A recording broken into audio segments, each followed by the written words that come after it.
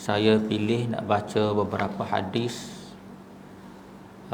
sebagai sambungan kepada tazkirah Jumaat hari itu, yakni berkenaan dengan fadilat solat Jumaat. Dan hari itu kan masa singkat sangat, terkejar-kejar, jadi takut tak sampai maksud, jadi saya ulang balik hari ni lah, ya. Baik.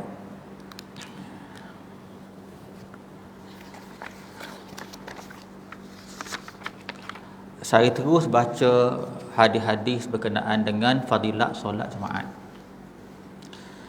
Dia yang pertamanya, tuan-tuan, hari Jumaat. Sebelum kita bincang berkenaan dengan solat Jumaat, hari Jumaat tu sendiri besar, tersangat besar pada kita umat Islam. Orang yang faham tentang hari Jumaat ni, dalam hati dia tu sentiasa menanti-nanti hari Jumaat. Seperti mana orang yang beriman, dia menanti-nanti kehadiran Ramadan. Sebab benda besar, ya, benda besar. Baik, saya terus baca hadis-hadis berkenaan dengan hari Jumaat ni. Antara hadis yang saya nak petik di sini, hadis yang diriwayatkan oleh Imam Muslim, hadis sahih daripada Abu Hurairah. Kata Nabi Muhammad sallallahu alaihi wasallam, khairu yaumin tala'at alaihi syams. Kata Rasulullah, sebaik-baik hari yang terbit atasnya matahari. Maksudnya dalam hari-hari yang kita lalu tu, sebaik-baik hari, kata Rasulullah sallallahu alaihi wasallam, ialah yaumul Jumaat, hari Jumaat. 7 hari itu yang paling baik sekali hari Jumaat.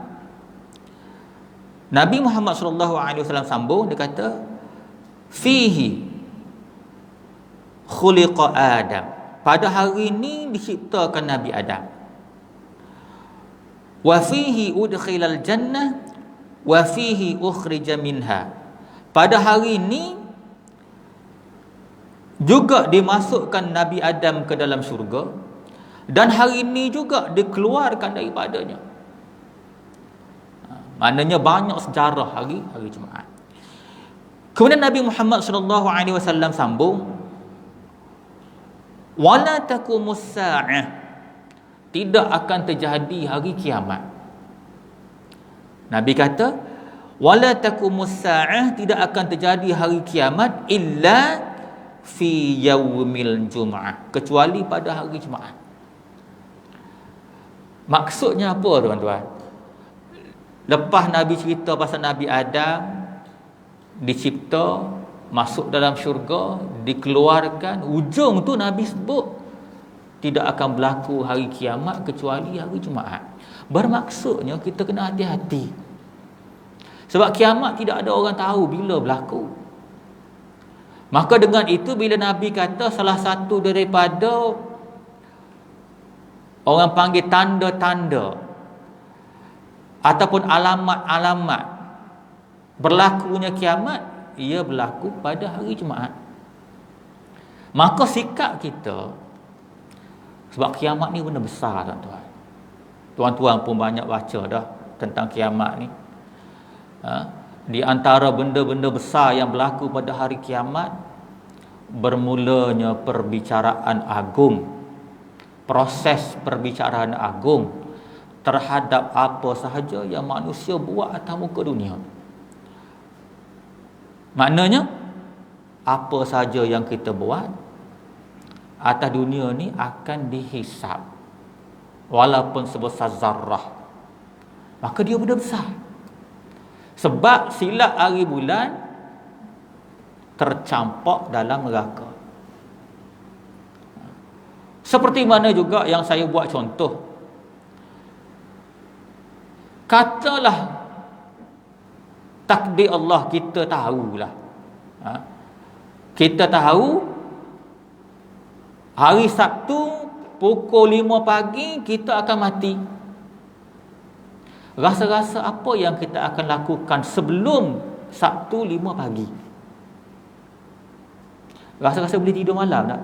Tak boleh tuan-tuan. Tak boleh. Pendek kata, walaupun sesaat masa yang berbaki, tangan akan diangkat memohon keampunan, memohon rahmat daripada Allah Subhanahu Wa Taala. Sebab tak ada cara lain. Manusia tentulah kita buat silap. Saya buat silap, tuan-tuan buat silap. Memang nature macam tu. Oleh sebab itu, kalaulah kita tahu hari Sabtu 5 pagi kita akan mati, maka sebelum tu tentulah masa diisi sepenuhnya dengan mengangkat tangan penuh perasaan. Yang selama ni nak khusyuk tak boleh, hari tu jadi khusyuk. Jadi hari Jumaat mustahak tuan-tuan. Satu. Seterusnya kita baca hadis yang kedua, antara fadilat hari Jumaat dan solat Jumaat. Hadis diriwayatkan oleh Imam Muslim daripada Abu Hurairah. Anna Rasulullah sallallahu alaihi wasallam dzakara yaumal jum'ah faqala fihi sa'atun la yuwafiquha 'abdun muslim wa huwa yusalli yas'alullaha syai'an illa a'tahu iyya. Zada Qutaibah fi riwayah wa asyara biyadihi yuqalliluha. Hadis riwayat Imam Muslim daripada Abu Hurairah. Rasulullah sallallahu alaihi wasallam sebut tentang hari Jumaat. Maka dia bersabda, di dalamnya ada satu saat, ada satu waktu. Fihi sa'atun. Dalamnya ada suatu saat, suatu waktu, la yuwafiquha 'abdun muslim, tidaklah seorang muslim pada waktu itu, wa huwa yusalli yas'alullaha syai'an, lalu dia mohon sesuatu kebaikan kepada Allah, illa a'tahu iyya, kecuali Allah makbul permohonan dia. Ini penting tuan-tuan. Kita ni bila tahu kita ada banyak kelemahan, banyak keperluan atas muka dunia, banyak mengharap, maka saat-saat yang makbul doa ni sangat mustahak. Maka Nabi kata, dalam hari Jumaat ni ada sewaktu-waktu seorang muslim bila dia memohon sesuatu kepada Allah Subhanahu Wa Taala, Allah makbul. Allah makbul. Jadi bila tu? Bila tu? Kita pun nak tahu kan bila tu. Di hujung hadis ini Imam Muslim menulis, Qutaibah menambah dalam riwayatnya, baginda memberi isyarat dengan tangan, yakni waktunya sempit sangat. Waktu yang dimakbul doa tu sempit sangat. Baik, cuba kita lihat huraian Imam An-Nawawi. Yang ni saya rujuk pada kitab Al-Minhaj, syarah kepada Sahih Muslim ni. Nombor satu, kata Imam An-Nawawi, memang terdapat perbezaan pendapat. Baik, saya tak nak ulas panjang, saya terus pergi kepada yang paling sahih. Dalam banyak-banyak pendapat ni, kata Imam An-Nawawi, yang paling sahihnya ialah berdasarkan kepada riwayat Imam Muslim dari Abu Musa Asy'ari. Rupa-rupanya ada hadis lain yang menafsirkan hadis tadi, yang mana kata Imam Muslim daripada Abu Musa Asy'ari, Rasulullah sallallahu alaihi wasallam bersabda, hiya ma baina an yajlisal imam illa an yuqdas salat. Maksudnya ialah di antara imam duduk atas duduk atas mimbar hingga selesai solat Jumaat. Benda tu duduk situ. Waktu tu yang makbul doa ni, imam duduk saja atas mimbar sehinggalah selesai solat Jumaat bagi salat. Baik, ulama ulah lagi, macam mana ni? kita nak cari celah untuk berdoa. Okey, macam mana ni cara ni? Sebab bukan boleh main-main, bukan boleh belasah aja ikut masa nak doa, masa orang tengah baca khutbah. Sebab terdapat hadis yang lain yang melarang berkata-kata ketika khatib berkhutbah. Hadis tu pula riwayat Bukhari dan Muslim. Kan biasa kan Tok Bilal baca kan. Apabila kamu berkata diam pada sahabat kamu pada hari Jumaat ketika imam baca khutbah, maka sia-sia Jumaat kamu. Hadis tu sahih, riwayat Bukhari Muslim. Tadi kata suruh doa. Baik, maka ulama-ulama pun buat penyelidikan terhadap hadis-hadis ini, rupa-rupanya ada celah. Ada celah di mana imam tak baca khutbah ketika itu, ada celah. Iaitulah di antara khutbah pertama dan khutbah kedua. Kan ada kan imam duduk sekejap, ada lebih kurang 2-3 minit tu. Ulama kata termasuk Syekh Muhammad bin Saleh Al-Utsaimin. Saya sebut nama ni sebab setengah-setengah kita melihat Syekh Muhammad bin Saleh Al-Utsaimin ni lebih beraliran Wahabi. Maknanya dia pun kata macam tu, ulama-ulama lain pun kata macam tu, ialah masanya ketika Tok Khatib break antara khutbah pertama dan khutbah kedua. Maksudnya tuan-tuan, pada waktu tu bacalah, mintalah benda yang kita nak minta. Waktu itu sangat mustajab. Satu. Hadis yang seterusnya, ada hadis-hadis ni agak panjang, jadi saya tak nak ambil masa. Yang agak panjang tu saya baca terjemah saja ya. Jadi kita dapat banyak sikit maklumat tu. Baik, hadis yang seterusnya.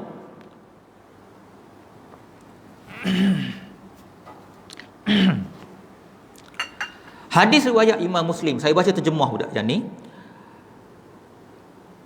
Daripada Abu Hurairah. Abu Hurairah berkata, Rasulullah sallallahu alaihi wasallam bersabda, apabila hari Jumaat telah tiba, para malaikat berdiri di setiap pintu masjid.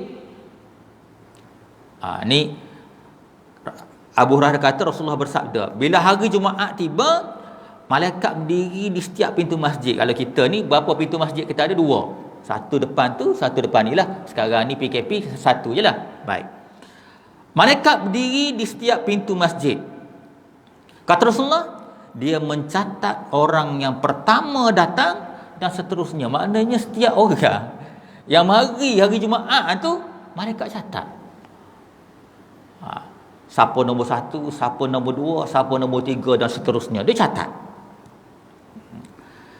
Kata Rasulullah lagi, apabila imam telah datang, yakni naik mimbar, maka mereka pun menutup suhuf, buku catatan. Maknanya imam naik saja mimbar, Tok bila azan yang kedua nak solat Jumaat tu tutup. Maknanya daripada situ tuan-tuan faham, sia-sialah mari lambat. Sia-sia mari lambat.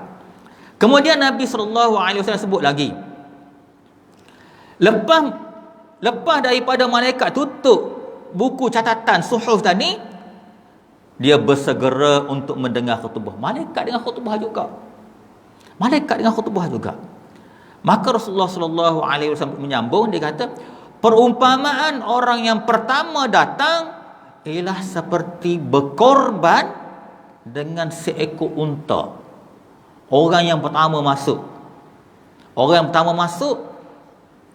kata Rasulullah SAW, perumpamaannya berkorban dengan seekor unta. Unta ni mahal pada lembu. Jadi bukan senang kita nak berkorban seekor musim raya haji pun susah. Nak berkorban satu bahagian pun susah, apatah lagi seekor lembu. Ini pula seekor unta. Mahal.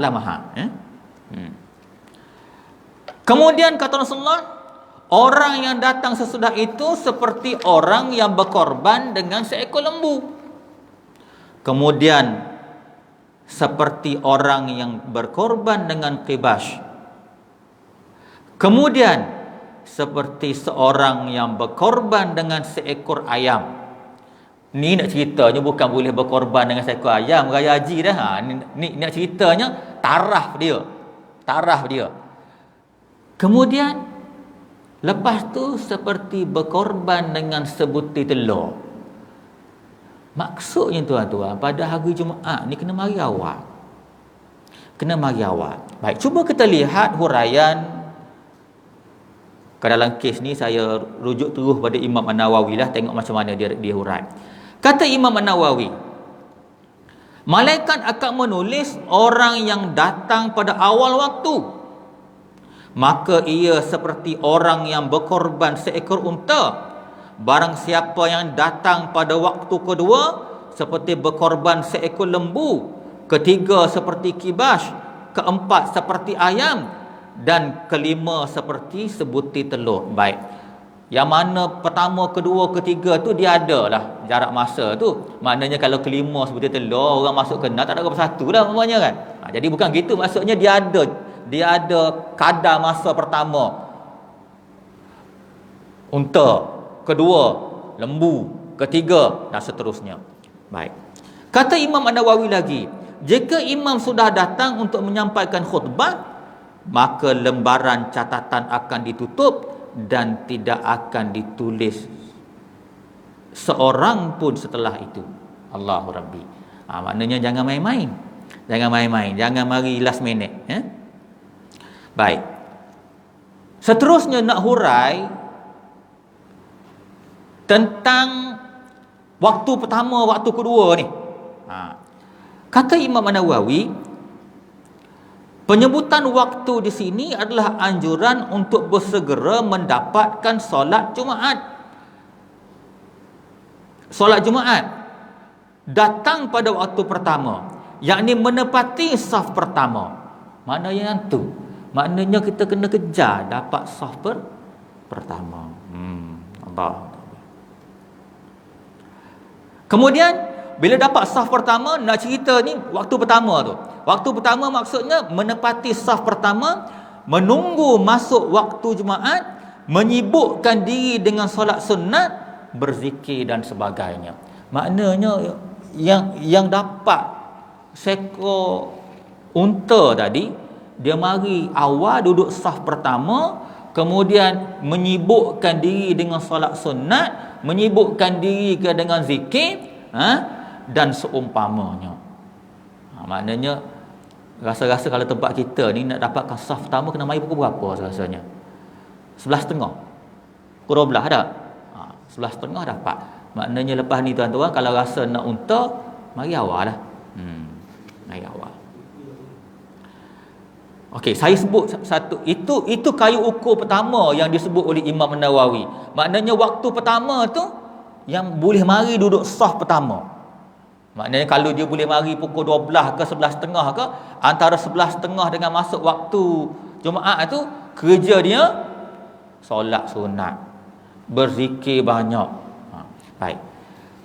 Ada pendapat lain yang menafsirkan waktu pertama tadi.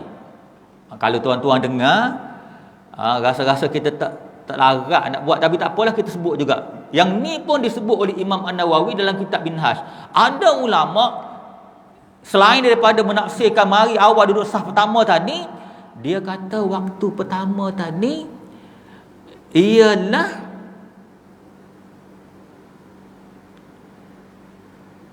sebelum terbit fajar. Maknanya orang yang penting, ada ulama-ulama yang agak ketat, boleh jadi tempat tu kalau Masjidil Haram contohnya, nak mari saf pertama tentu kena mari awal. Kalau ikut huraian di sini, ada ulama berpegang sebelum terbit fajar mari. Mari subuh tu kira tak balik. Allahu Rabbi. Kalau banding dengan yang kita lah, rasa-rasa jauh. Jauh. Kita mari hujung-hujung. Kadang-kadang saya pun mari duduk bawah. Allah Rabbi. Kena improve. Satu. Pukul berapa ni? Berapa minit lagi? Okey, ada lagi. Hadis yang seterusnya.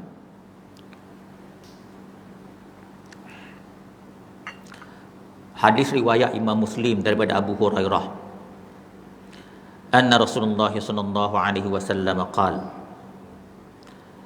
As-salatul khams wal jum'atu ila al-jum'ah kaffaratun lima bainahun ma lam yughshal kaba'ir.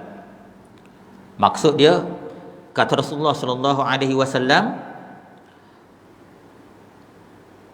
as-salatul khams, solat 5 waktu, wal jum'atu ila al-jum'ah, antara solat Jumaat hingga solat Jumaat berikutnya. Tuan-tuan ingat dah, Nabi kata hadis sahih solat 5 waktu. Yang keduanya Nabi sebut antara solat Jumaat hingga solat Jumaat yang akan datang. Kata Nabi, kafaratun lima bainahunna, adalah kafarah. Mana kafarah ni? Kafarah dosa. Lima bainahunna, kafarah dosa di antara keduanya. Baik, kafarah dosa ni tuan-tuan, penghapus dosa ni, di satu sudut tuan-tuan, bila kita baca hadis ni, kita nampak Allah ni maha pemurah, maha pengampun. Dia cari-cari jalan untuk menghapuskan dosa-dosa yang kita buat. Maknanya Allah sayang pada kita tuan-tuan. Kan Ar-Rahmanir Rahim. Maka atas sifat Rahman dan Rahimnya, kata Nabi Muhammad sallallahu alaihi wasallam, nombor 1, solat 5 waktu. Siapa dia solat 5 waktu, solat 5 waktu ini menjadi kafarah pada dosa-dosa dia. 1. Maknanya tersalah tu, tersalah ni, mata tertengok tu, tertengok ni, telinga terdengar tu, terdengar ni, mulut terbuat tu, tercakap ni. Nombor 1, solat 5 waktu sehari semalam tu jadi kafarah kepada dosa. Tu sebab tuan-tuan, solat jangan main-main. Kita kena cari jalan untuk ikhtiar supaya solat kita ni first class. Biarlah lepas-lepas dah tu. Yang lepas-lepas dah, yang masa kita budak-budak dulu, cikgu-cikgu, ustaz-ustaz tidak berarti tentang penyempurnaan solat, rukunnya dan khusyuk. Tak apalah, kita sekarang ni dah kita mengaji. Kena buat tuan-tuan. Sebab khusyuk bukan pilihan. Khusyuk bukan pilihan tuan-tuan. Nak suruh solat tu jadi kafarah, rukun 13 kena sempurna disertai dengan khusyuk baru jadi. Kata Imam Al-Ghazali dalam menghuraikan satu ayat surah Taha ayat ke-20, Allah Subhanahu wa taala sebut, innani anallah la ilaha illa ana fa'budni wa aqimis salata li dzikri. Ayat tu maksud dia apa? Innani, sesungguhnya aku, anallah, aku Allah, kata Allah. La ilaha illa ana, tidak ada Tuhan melainkan aku. Lepas Allah kata macam tu tuan-tuan, dia kata apa? Fa'budni, sembah dah aku. Lepas dia kata sembahlah aku, dia bagi kriteria untuk dikatakan sembah dia. Apa dia?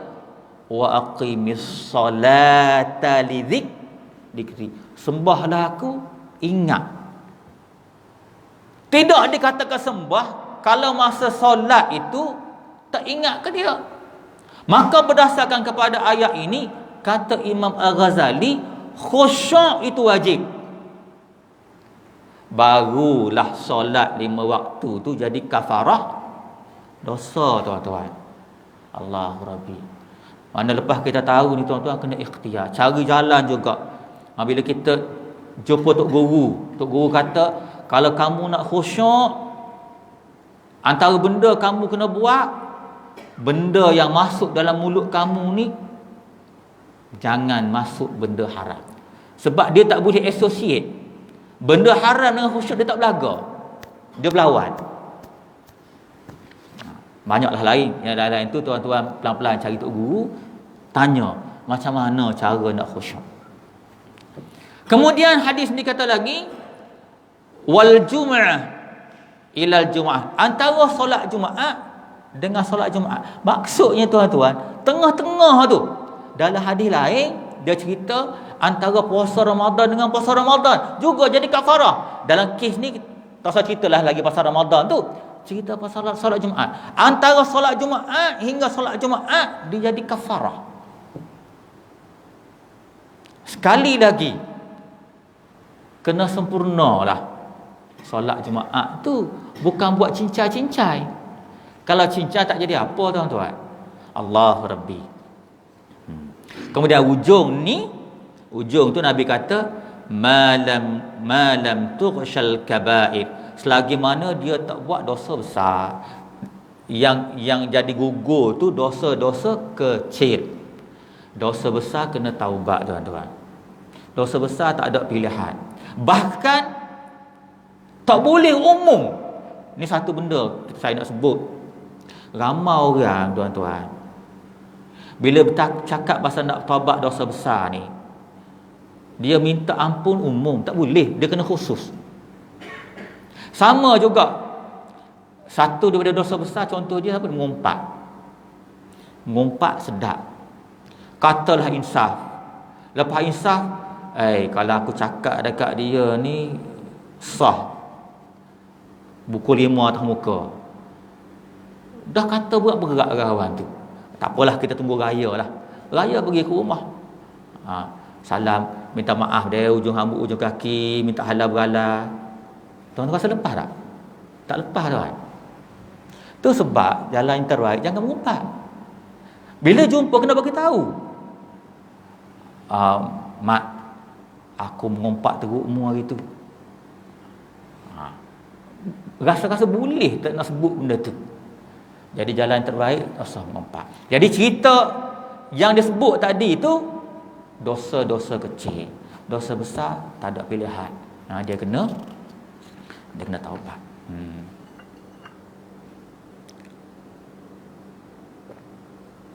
Allahu Rabbi.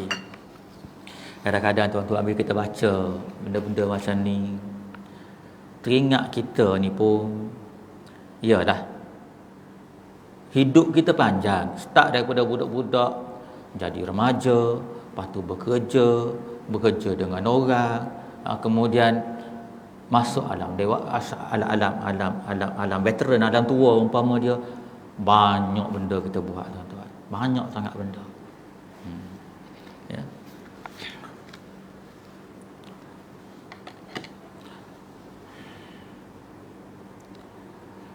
Hadis seterusnya saya nak baca sikit berkenaan dengan akibat meninggalkan Jumaat. Tadi sebenarnya banyak fadilat-fadilat tu, tapi saya rasa masa pun tinggal sikit lagi. Kita baca yang terakhir, hadis berkenaan dengan akibat tinggal solat Jumaat.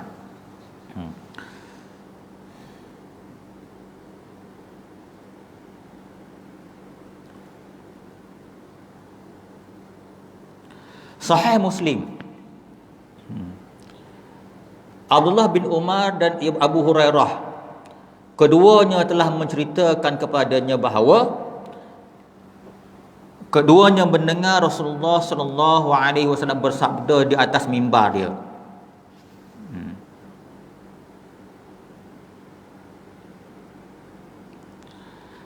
Apa dia Rasulullah kata? Rasulullah kata, hendaklah menghentikan perbuatan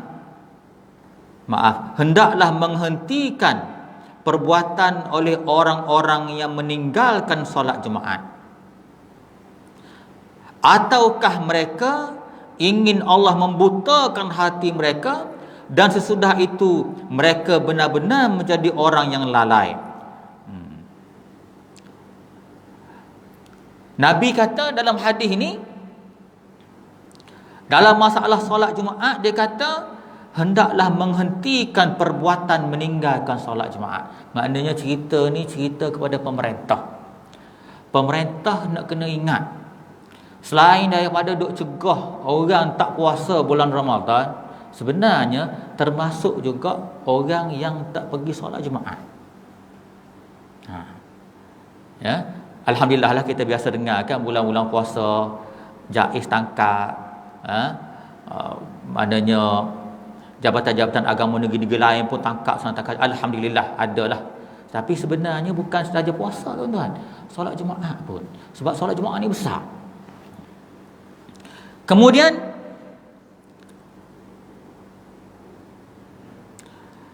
lepas Nabi kata hendaklah mengertikan perbuatan orang yang meninggalkan solat Jumaat. Lepas tu Nabi kata, atau la yakhtimannallaha ala qulubihim, atau ingin Allah membutakan hati mereka.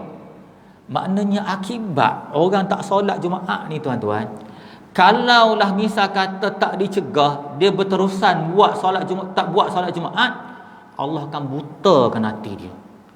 Buta hati ni apa maksud tuan-tuan? Dalam ayat lain, al-yauma nakhtimu ala afwahihim wa tukallimuna aydihim wa tashhadu arjuluhum bima kanu yaksibun. Al-yauma nakhtimu ala. Maaf bukan ayat tu, ayat lain. Maksud daripada buta hati ni, Allah tutup rapat. Allah tutup rapat hati seseorang yang mana akibat dia tu dia tidak berupaya untuk menerima taufik hidayah Allah Subhanahu Wa Taala.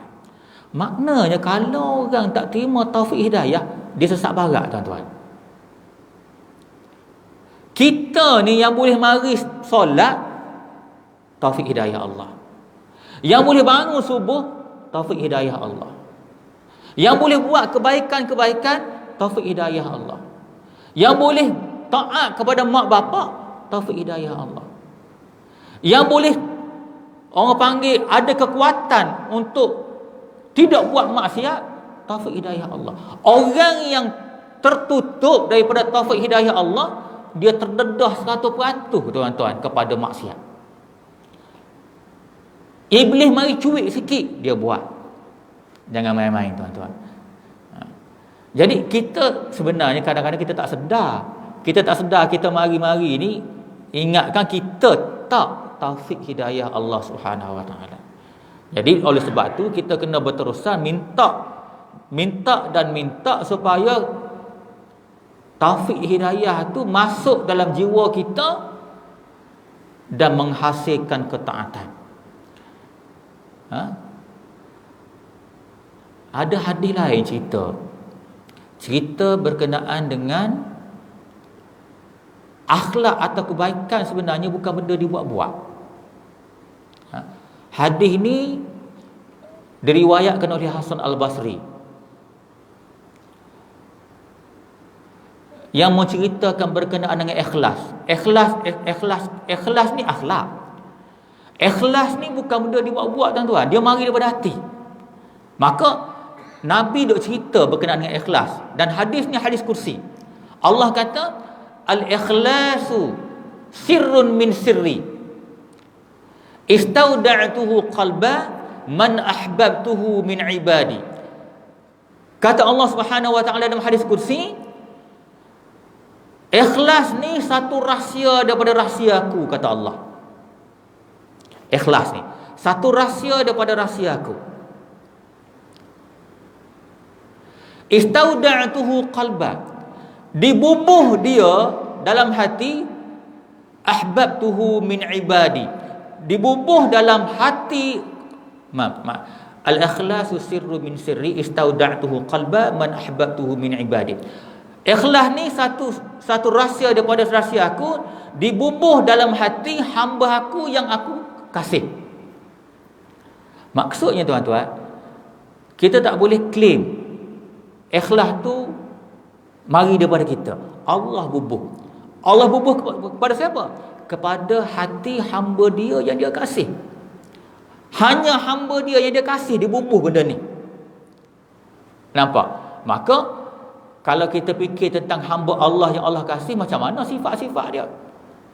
Satu, benda rukun tu kira asas lah. Apakah dengan melaksanakan rukun saja Allah kasih? Tak. Rukun campur dengan sunat, campur dengan zikir, campur dengan wirid, campur dengan mengaji, banyak. Akhirnya Allah kasih. Bila Allah kasih, Allah bubuh. Bila Allah bubuh, jadilah seorang tu ikhlas. Bila seorang tu ikhlas, ibadah dia diterima, tuan-tuan. Ibadah tanpa ikhlas Allah tak terima. Allah tak pandang pun. Ni nak masuk bulan puasa, kena ulang kaji baik-baik. Kena buka kitab cerita pasal ikhlas. Macam mana nak suruh puasa aku ikhlas, maka Allah terima. Macam mana nak suruh solat aku ikhlas, maka Allah terima. Ikhlas ke apa semua ini nak ceritanya taufik hidayah yang masuk dalam hati seseorang bila Allah buka pintu hati dia. Jadi dalam kes orang solat Jumaat, buta pintu hati.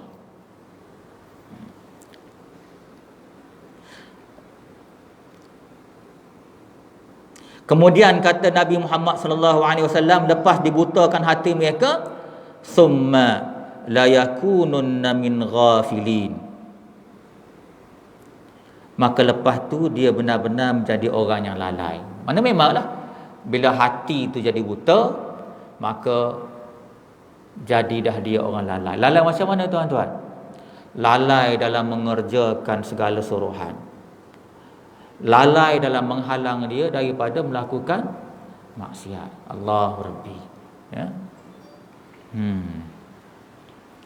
Baik, saya rasa memadailah setakat tu. Dah masuk waktu dah?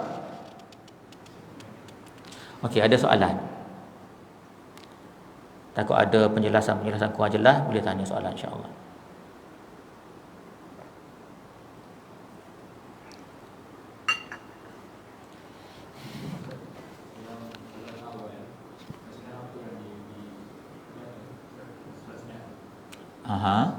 Solat sunat. Okey. Solat sunat yang kita boleh buat antaranya solat sunat mutlak. Sebab dia kalau waktu lain lepas daripada waktu solat duha tu, dia waktu ni ada waktu yang haram. Satu, waktu sebelum daripada solat Isra'. Lepas tu kita boleh solat. Lepas tu sampailah matahari kat tengah-tengah. Waktu tu dalam keadaan biasa, waktu yang haram kita solat. Tapi pada hari Jumaat kita boleh solat. Solat yang kita boleh solat antaranya solat mutlak. Dan apa saja bentuk-bentuk solat kita boleh solat pada waktu itu, ya, yang tidak bertempat. Boleh, ya? Apa dia? Boleh. Boleh sebarang solat kita boleh. Sunat mutlak, solat hajat, sebarang solat kita boleh solat pada waktu itu. Lagi?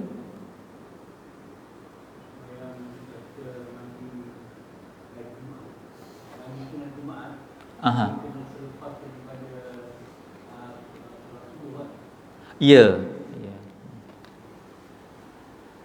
Lagi?